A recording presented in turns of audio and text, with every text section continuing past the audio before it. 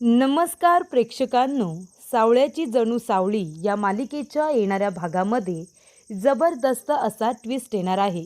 तर प्रेक्षकांनो, आपण बघितलं की इथे रियाजासाठी तारा तयार झालेली असते आणि सारंग स्वतः सावळी आणि ताराला भैरवीच्या घरी सोडायला आलेला असतो आणि त्यानंतर तारा रियाज करणार असते आणि सावळी तिला साथ देणार असते असं सारंगला वाटतं. पण प्रेक्षकांनो, खरं तर इथे सावळी रियाजाला बसणार असते आणि त्यानंतर प्रेक्षकांनो, भैरवी आता नेहमीप्रमाणे ताराचं कॉन्सर्ट आहे बोलल्यानंतर खूपच जास्त एक्सायटेड असते. सगळ्यांना आमंत्रणं देण्यामध्ये बिझी असते आणि ऑर्गनायझरचं काम हे आता चंद्रकांत काकांना देण्यात आलेलं असतं. सगळं ते ऑर्गनाईज करणार असतात. त्यामुळे प्रेक्षकांना एक अडचण झालेली असते. जेव्हा तारा गाणं गाणार असते तेव्हा सावळीसाठी एक रूम तयार करण्यात येत असते. पण ह्या वेळेला चंद्रकांत काका ऑर्गनाईज करत असताना आपल्याला दुसरी रूम तयार करता येणार नाही ही गोष्ट भैरवीच्या लक्षात ताराने आणून दिलेली असते आणि त्यानंतर प्रेक्षकांनो थोडासा गोंधळ झालेला असतो. पण या सगळ्या गोष्टींमध्येच एक महत्त्वाची गोष्ट घडलेली असते. इथे आता सारंगला खरी गायिका सावळी असल्याचं सत्य समजलेलं असतं. ते कसं काय? तर येणाऱ्या भागामध्ये प्रेक्षकांनो, रियाजाला बसलेली सावळी ही आता सारंगला दिसलेली असते आणि खरी गायिका तारा नसून सावळी आहे. इथे ताराच्या आवाजामागे सावळीचा आवाज आहे हे सत्य सारंगला समजलेलं असतं आणि त्यामुळे खूप मोठ्या गोष्टीचा खुलासा झालेला असतो. तेव्हा प्रेक्षकांनो, इथे आता ऐश्वर्याला वेगळाच गोंधळ घालायचा असतो. पण सारंगने ऐश्वर्याच्या प्लॅनवरती मात केलेली असते आणि सारंगने ऐश्वर्याचा प्लॅन फ्लॉप करत इथे सावळीला संपूर्ण जगासमोर ॲज अ सिंगर, गायक म्हणून उभं केलेलं असतं आणि खऱ्या अर्थाने तिच्या आवाजाला न्याय मिळवून दिलेला असतो. तर प्रेक्षकांनो, येणाऱ्या भागामध्ये कशा पद्धतीने या गोष्टी पुढे घडत जातात आपण सविस्तरपणे बघूया. प्रेक्षकांनो, इथे आता बबलू आणि सारंग दोघेजण सावळीला बाय करून तिथून निघून जातात. त्यानंतर तारा सावळीला म्हणते की सावळी, तू आता रियाजाला बस. मामा घरामध्ये नाही आहे, पण तू रियाज कर. मी थोडा वेळ आराम करणार आहे, मला झोपायचं आहे. तेव्हा सावळी म्हणते ठीक आहे, तुम्ही झोपा, मी आता रियाजाला बसते. आणि तेव्हा प्रेक्षकांनो, सावळी आता रियाजाला बसलेली असते आणि तारा जाऊन तिच्या रूममध्ये शांतपणे झोपलेली असते. तेव्हा सारंगला इथे सावळीबरोबर महत्त्वाचं बोलायचं असतं. म्हणून सावळी ही रियाजाला बसल्यानंतर सारंग भैरवीच्या घरी पुन्हा येतो. तो गाडीजवळ जातो, बबलूला म्हणतो तू बस, मी जरा सावळीला एक महत्त्वाची गोष्ट सांगून येतो. तेव्हा प्रेक्षकांनो, सदाशिवच्याबद्दल इथे आता एक गोष्ट सारंगला सावळीला सांगायची असते. त्यामुळे तो भैरवीच्या घराजवळ पुन्हा येतो आणि दारामधून बघतो तर काय, इथे आता ताराच्या जागी सावळी रियाजाला बसलेली असते. तेव्हा प्रेक्षकांनो, सारंगला खूपच जास्त आश्चर्य वाटतं आणि त्याला विश्वासच बसत नाही की त्याच्यासमोर तारा नाही तर सावळी रियाजाला बसलेली असते आणि ती सुद्धा उत्तम मधुर आवाजामध्ये इथे आता सुंदर असं गाणं गात असते. तेव्हा प्रेक्षकांनो, इथे आता सारंगच्या डोळ्यातून पाणी आलेलं असतं. त्याची बायको सावळी इतकी इंटेलिजंट आहे की इतकी मोठी कलाकार असूनसुद्धा तिने कधीच ही कला सगळ्यांच्या समोर येऊ दिली नाही. आणि तेव्हा सारंगला समजलेलं असतं की तारा जेव्हा जेव्हा इथे रियाजाला जाते तेव्हा तेव्हा सावळी तिच्याबरोबर का असते, कारण सावळीच खरी गायिका आहे आणि रियाजाची गरजच तिला आहे. त्यामुळे ताराच्या बरोबर नेहमी सावळीला जावं लागतं. पण या गोष्टीचा खुलासा आता जरी झाला असला तरीसुद्धा खरा आवाज लपवण्यामागे नक्की काय कारण होतं हे आता सारंगला माहिती नसतं. आणि म्हणूनच प्रेक्षकांनो, सारंगने जगन्नाथची भेट घेतलेली असते आणि तेव्हा जगन्नाथने सांगितलेलं असतं की सावळीने हे सत्य जगापासून कशासाठी लपवलं.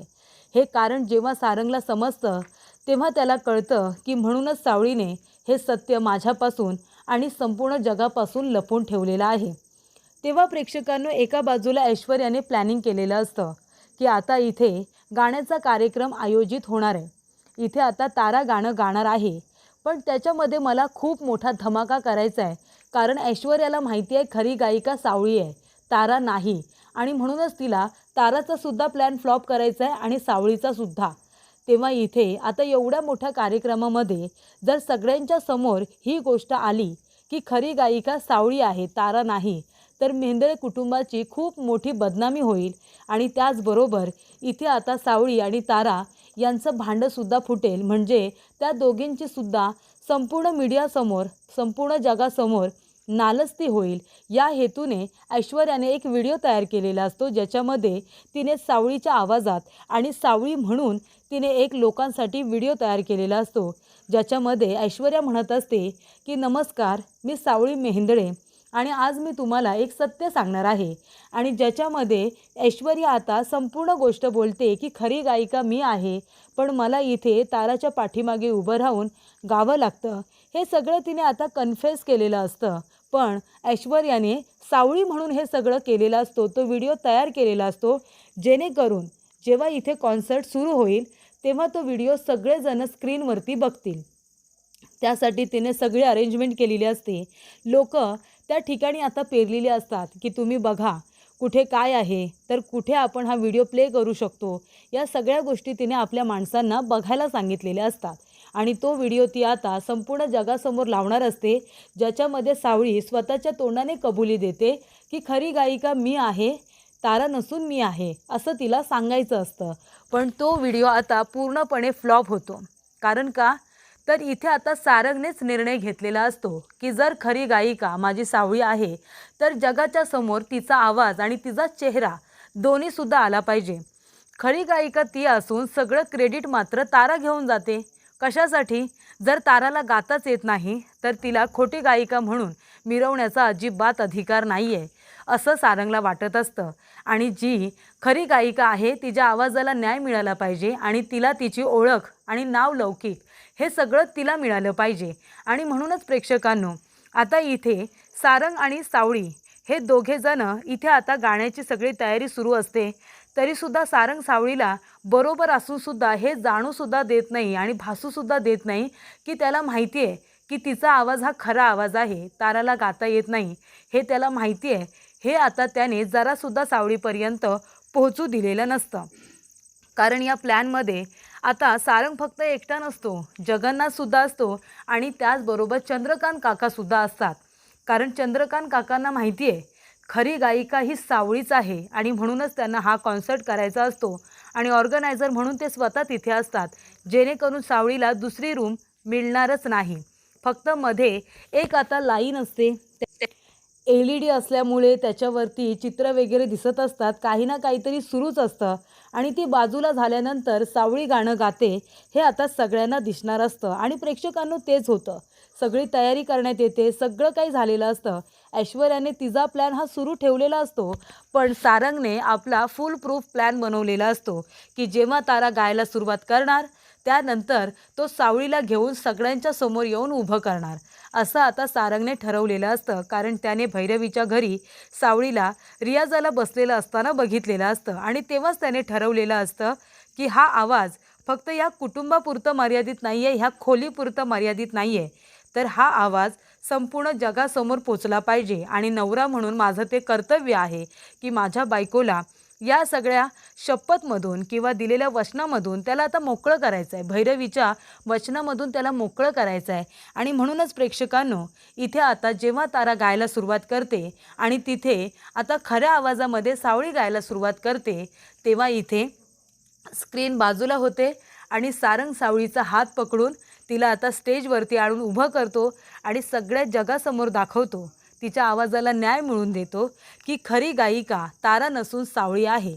आणि खऱ्या अर्थाने प्रेक्षकांनो, इथे आता सावळी एक गायिका म्हणून सगळ्यांच्या समोर आलेली असते आणि तो कुणालाही दोष देत नाही, कोण खरं कोण खोटं. फक्त इथे एकच गोष्ट समोर येते, ती म्हणजे सावळी ही खरी गायिका आहे आणि तिच्या आवाजाला खऱ्या अर्थाने न्याय मिळाला पाहिजे, अशी इच्छा सारंग आणि त्याचबरोबर त्याच्या कुटुंबियांची असते.